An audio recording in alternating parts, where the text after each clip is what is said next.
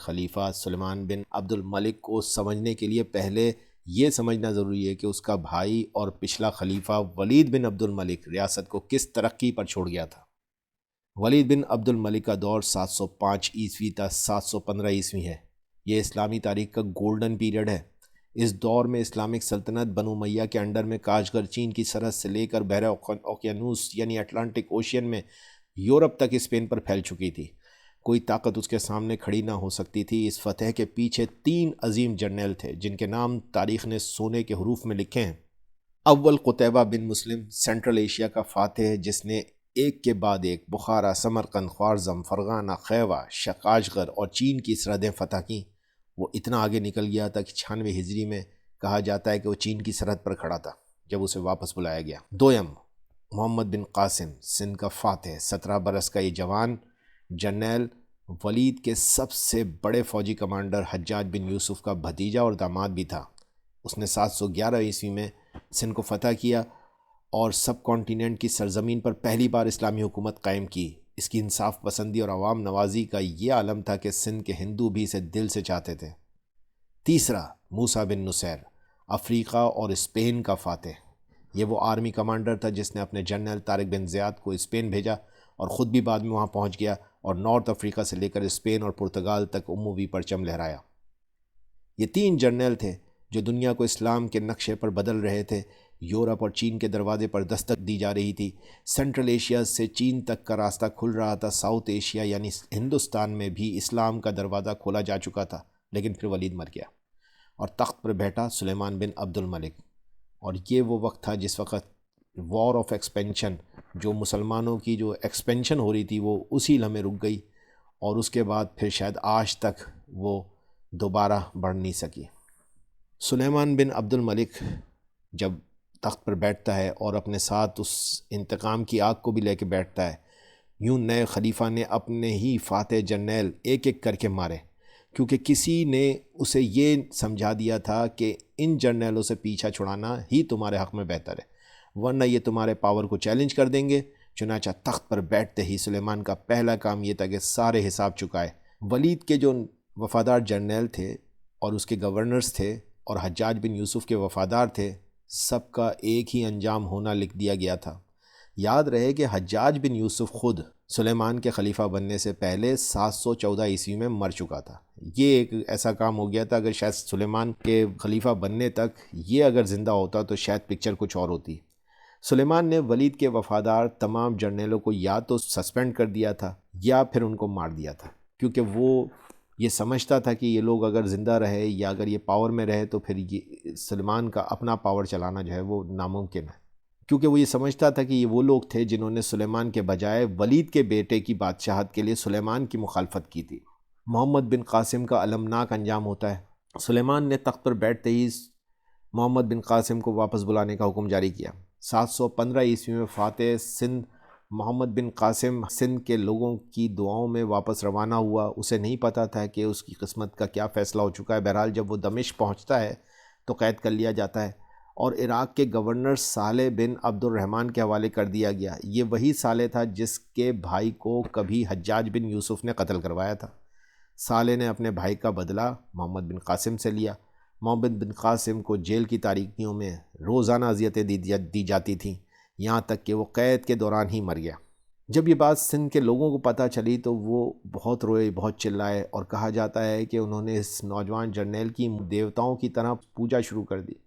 یہ ان کی محبت اور عقیدت کا اس وقت حال تھا۔ بہرحال قتیبہ بن مسلم، ان کو بھی 715 عیسوی میں واپس بلایا جاتا ہے۔ سینٹرل ایشیا کے فاتح تھے قتیبہ بن مسلم، اور قتیبہ بن مسلم جانتے تھے کہ سلیمان اس سے کتنا نفرت کرتا ہے، کیونکہ وہ حجاج کا وفادار تھا۔ اس سلسلے میں قتیبہ نے نئے خلیفہ سلیمان کو خط لکھے اور وفاداری کا اظہار بھی کیا، مگر سلیمان نے اسے خراسان کی گورنری سے ہٹا دیا اور یزید بن محلب کو مقرر کر دیا۔ قتیبہ نے سوچا اب کیا ہوگا سوائے موت کے، تو پہلے بغاوت کر لو، دیکھ لو، لڑکے دیکھ لو، اور اس نے فوج میں بغاوت کا اعلان کیا، مگر افسوس کہ فوج نے اس کا ساتھ نہ دیا اور یوں بنو تمیم کے ایک سپاہی نے اسے قتل کر دیا اور اس کا کٹا ہوا سر سلیمان کے دربار میں پیش کر دیا۔ صرف 47 سال کی عمر میں وہ جرنیل جو کبھی سمرقند اور بخارا کی فضاؤں میں اسلامی پرچم لہرا رہا تھا، اپنی ہی فوج کے ہاتھوں مارا گیا۔ موسیٰ بن نصیر کی بھی سن لیجئے کہ کیا حال ہوا۔ فاتح اسپین موسیٰ بن نصیر بھی سلیمان کے آتشی انتقام سے نہ بچ سکا۔ ولید نے مرنے سے پہلے موسیٰ کو کیپٹل ڈیمسکس بلا لیا تھا۔ موسیٰ اپنے محسن ولید بن عبد الملک کی زندگی میں ہی ڈیمسکس پہنچنا چاہتا تھا، مگر وہ پہنچ نہ سکا۔ یوں ولید بن عبد الملک موسیٰ کے پہنچنے سے پہلے ہی مر گیا، اور جب ڈیمسکس وہ پہنچتا ہے تو سلیمان تخت نشین تھا، اور اس نے موسیٰ بن نصیر کے سارے تمغے اور عہدے اور جائیداد ضبط کر لیں، اور یہی نہیں بلکہ اسے نظر بند کر دیا، اور پھر آئندہ اس پہ لاکھوں کا جرمانہ بھی عائد کر دیا۔ بہرحال موسیٰ بن نصیر نے وہ جرمانہ ادا کر کے رہائی پائی، مگر اب کہاں وہ موسیٰ بن نصیر جس نے یورپ اور افریقہ کو فتح کیا تھا، اور کہاں اب یہ ذلت کی زندگی جو اسے گزارنی تھی۔ بہرحال 716 عیسوی میں حجاز میں یہ عظیم جرنیل دنیا سے رخصت ہوا۔ کہا جاتا ہے کہ موسیٰ بن نصیر تقریباً 85 سال کی عمر میں بڑھاپے کے ہاتھوں مارا گیا۔ اسے کسی نے قتل نہ کیا، مگر ایک عظیم جرنیل کی موت بے وطن اور بے نام اور بے وقار ہوئی۔ وہ جرنیل جو اس وقت پورے یورپ کو فتح کر سکتے تھے، مگر چونکہ ولید کے آدمی تھے، حجاج کے وفادار تھے، اس لیے انہیں واپس بلا لیا گیا، قید کیا گیا اور مروا دیا گیا۔ ان کی جگہ نئے لوگ مقرر ہوئے جن میں وہ تجربہ، وہ جوش اور وہ مہارت نہ تھی، اور یوں یورپ کی طرف بڑھتے قدم رک گئے، اور اس کے بعد مسلمان یورپ کو کبھی فتح نہ کر سکے۔ ویسٹ میں موسیٰ بن نصیر کی فتوحات کا سلسلہ رک گیا۔ ایسٹ میں قتیبہ بن مسلم کے بعد سینٹرل ایشیا میں مسلمانوں کا آگے بڑھنا بند ہو گیا۔ البتہ سندھ میں محمد بن قاسم کے جانے کے بعد ہندوستان میں اسلام پھیلانے کا سلسلہ شروع ہو چکا تھا، وہ بھی بہرحال رک گیا۔ البتہ ہندوستان میں دوبارہ اسلامی حکومت محمود غزنوی کے دور میں لوٹ آئی۔ یہ صرف 3 جرنیلوں کی موت نہیں تھی، یہ تاریخ کا ایک موڑ تھا جو مڑنا کہیں اور تھا، مگر ولید کی موت اور سلیمان کے اقتدار پر قبضے سے مڑ کہیں اور گیا۔ ستم ظریفی دیکھیے کہ سلیمان نے ایک طرف اپنے بہترین جرنیلوں کو ختم کیا، اور دوسری طرف کانسٹینٹینوپول یعنی کہ موجودہ استنبول کو فتح کرنے کا بھی خواب دیکھا۔ 717 عیسوی میں سلیمان کے بھائی مسلمہ بن عبد الملک کی کمان میں ایک فوج تیار کی گئی اور اسے کانسٹینٹینوپول کی طرف روانہ کیا گیا۔ یہ بیسیکلی لینڈ فورسز اور نیول فورسز دونوں کا کمبینیشن تھا، اور ان دونوں کمبینیشنز کو کانسٹینٹینوپول کا محاصرہ کرنے کے لیے بھیجا گیا، مگر ایک رومی سپہ سالار لیو ایسورائی جس نے مسلمانوں سے وفاداری کا وعدہ کیا تھا، اس نے بہرحال وہاں پہ بے وفائی کی اور مسلمانوں کی تمام کمزوریاں اور منصوبوں سے اپنے بندوں کو آگاہ کر دیا۔ سردی کے موسم کی برف باری، ضرورت کی چیزوں کی کمی اور رومی آتشی ہتھیاروں گریک فائر نے مسلمانوں کو بھوکا اور بے بس کر دیا۔ یہ محاصرہ ناکام ہو چکا تھا، اور سلیمان 717 عیسوی میں روم کی سرحد پر واقع فوجی چھاونی دابق یا کچھ روایتوں میں وابق کے مقام پر موجود تھا، جہاں سے وہ محاصرے کی نگرانی بھی کر رہا تھا، اور یہیں وہ اچانک بیمار ہو جاتا ہے اور یہیں پر اس کی موت ہوتی ہے۔ وفات کے وقت اس کی عمر 45 سال تھی، اور اس کی مدت خلافت 2 سال 8 ماہ تھی۔ موت اچانک آئی، کوئی بیماری نہیں، کوئی زہر نہیں، بس اچانک۔ اور اس اچانک موت سے پہلے ایک فیصلہ ہو چکا تھا جس نے تاریخ کا موڑ ایک بار پھر بدل دیا۔ 717 کا سال تھا۔ 7واں امی خلیفہ سلیمان بن عبد الملک بن مروان اب اپنی آخری سانسیں لے رہا تھا۔ محل کے باہر فوجی پہرا دے رہے تھے۔ ہر ایک کے دل میں ایک ہی سوال تھا، سلیمان کے بعد اگلا خلیفہ کون ہوگا؟ سب سے مضبوط امیدوار خود سلیمان کا بیٹا ایوب تھا، مگر وہ کم عمر اور ناتجربہ کار تھا۔ سلیمان یہ بات جانتا تھا کہ محل کے طاقتور لوگ اسے زیادہ عرصے زندہ نہیں رہنے دیں گے۔ دوسری طرف ہشام بن عبد الملک اتنا طاقتور تھا کہ آپ اس سے اندازہ لگائیں کہ فیوچر میں بالآخر یہ خلیفہ بن جاتا ہے۔ اور اسی کے ساتھ ساتھ ایک اور طاقتور امیدوار یزید بن عبد الملک بھی یہاں پہ موجود تھا۔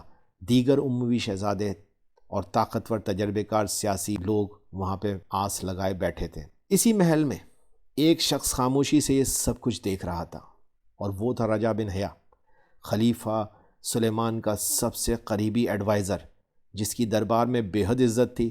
وہ ایک دانا اور ذہین شخص تھا، اور جانتا تھا کہ اگر ان طاقتور شہزادوں میں سے کسی کو خلیفہ بنایا گیا تو ظلم کا نظام جاری رہے گا۔ جب خلیفہ سلیمان کی حالت زیادہ خراب ہوئی تو رجا بن حیہ نے خلیفہ سلیمان کے پاس تنہائی میں جا کر آہستہ آواز میں عرض کیا، اے امیر المومنین، آپ اللہ کے حضور جانے والے ہیں، آپ کی موت اب آپ کے سامنے ہے۔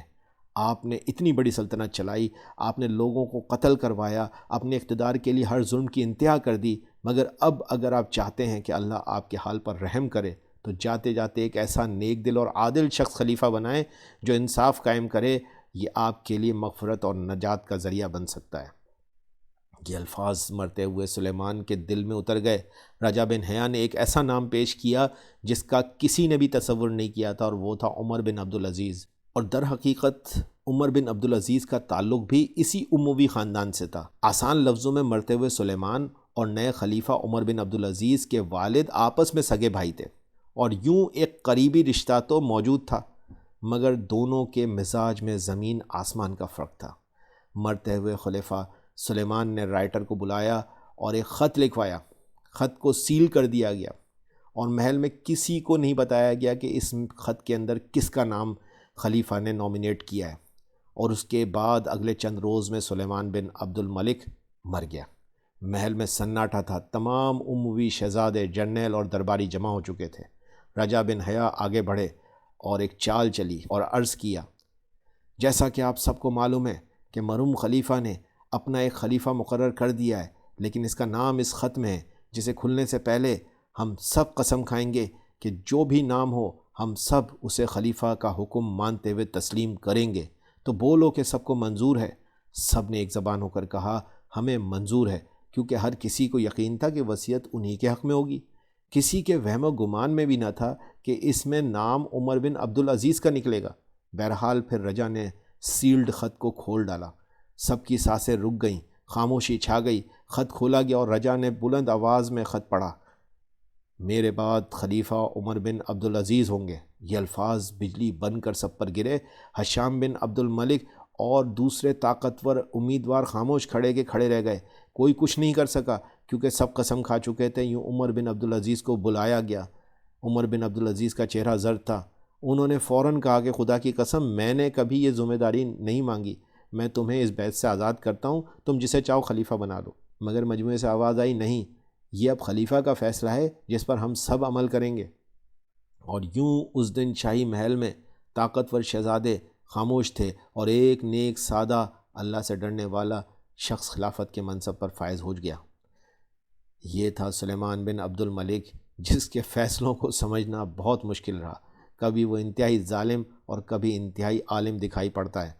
ایک طرف وہ اسلام کے عظیم ترین فاتح جرنیلوں کو اپنے ذاتی کینے کی بھیٹ چڑھا دیتا ہے، تاریخ کا رخ موڑ دیتا ہے، یورپ اور ایشیا کی فتوحات کو روک دیتا ہے۔ دوسری طرف ولید کے دور میں ناحق قیدیوں کو رہا بھی کیا جاتا ہے، جیل خانوں کے دروازے کھول دیے جاتے ہیں، لوگوں کے لیے پانی کا انتظام بھی کیا گیا، حاجیوں کے لیے مہمان خانے بھی بنائے گئے۔ زندگی کے آخری لمحات میں اللہ کی طرف رجوع کر کے ایسا فیصلہ کیا جو اسلامی تاریخ کا سب سے روشن باب بن گیا۔ سلیمان کو ہسٹورین مفتاح الخیر یعنی خیر کی چابی کا ٹائٹل بھی دیتے ہیں، اور اس کی وجہ صرف یہ ہے کہ آخری لمحات میں اس نے اپنی سلطنت کا دروازہ عمر بن عبدالعزیز کے لیے کھول دیا۔ ایسا ہسٹری میں بہت کم ہی دیکھا گیا ہے۔ حضرت عمر بن عبدالعزیز کی پیدائش 682 عیسوی میں مدینہ میں ہوئی تھی۔ ان کے والد مصر کے گورنر بھی رہے تھے اور والدہ حضرت عمر فاروق کی پوتی تھیں۔ وہ بچپن سے ہی ایک شاہی ماحول میں پلے بڑھے تھے۔ جب وہ جوان ہوئے تو بہترین کپڑے پہنتے، مہنگی خوشبوئیں اور مشک عنبر لگاتے، نفیس اور شاہانہ زندگی گزارتے، اتنی خوشبو لگاتے کہ جس گلی سے گزرتے وہ مہک اٹھتی۔ یہ وہ وقت تھا جب ایک عام اموی شہزادے کی طرح عیش و آرام کی زندگی گزار رہے تھے، مگر ایک بات ضرور تھی کہ ان کی تعلیم ایک بہت اچھے ماحول میں ہوئی تھی، جس نے بہرحال ان کے دل میں تبدیلی کا بیج تو بو دیا تھا۔ اگرچہ کہ وہ عیش و آرام میں تھے، لیکن ایک بڑی نعمت انہیں ملی تھی، اور وہ اللہ پاک کی طرف سے ہدایت تھی۔ وہ مدینہ میں بڑے بڑے صحابہ اور علماء کی صحبت میں رہ چکے تھے۔ یہی وہ ماحول تھا جہاں عمر بن عبدالعزیز نے قرآن و حدیث کے فنون بھی سیکھے، حضرت عمر فاروق رضی اللہ تعالیٰ عنہ کی سادگی کے واقعات سنے، انصاف اور تقوی کی تعلیم حاصل کی۔ یہ تعلیم ابھی اندر موجود تھی، مگر مکمل طور پر تبدیلی آنی ابھی باقی تھی۔